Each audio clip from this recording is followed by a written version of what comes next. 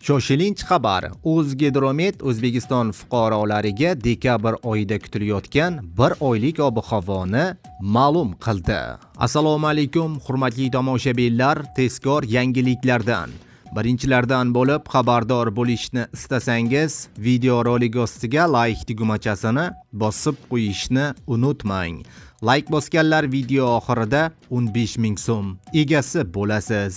Diqqat! Dekabr oyida O'zbekiston ob-havosi juda sovuq bo'lib, harorat 2 darajani tashkil etadi. Sizga issiqroq kiyinishingizni va o'zingiz bilan albatta qo'lqoplaringizni olishingizni maslahat beramiz. Dekabr oyi davomida O'zbekistonda 3-8 kun yomg'ir yog'ishi kutilmoqda. Yomon ob-havoda shamollab qolmasligi uchun o'zingiz bilan albatta soyabon ham olishni unutmang. Siz dekabr oyida O'zbekistonda bir necha kun davomida qor yog'ishiga guvoh bo'lishingiz mumkin.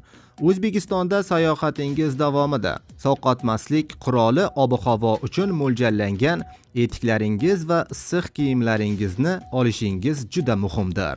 Dekabr oyi qishning ilk oyida o'rtacha oylik harorat normaga nisbatan 1-1,5 daraja baland bo'ladi. Birinchi 10 kunlikda havo asosan kechasi 0,5 daraja iliq, kunduzi 10-15 daraja iliq bo'ladi. Ikkinchi 10 kunlikda esa harorat keskin o'zgarib turadi. Kechasi 2-7 daraja iliqdan 0,5 daraja iliqqacha, kunduz kunlari 12-17 daraja iliqdan 2-7 daraja iliqqacha. Oylik yog'ingarchilik miqdori norma atrofida yoki undan kam bo'lishi kutilmoqda, deyilgan xabarda.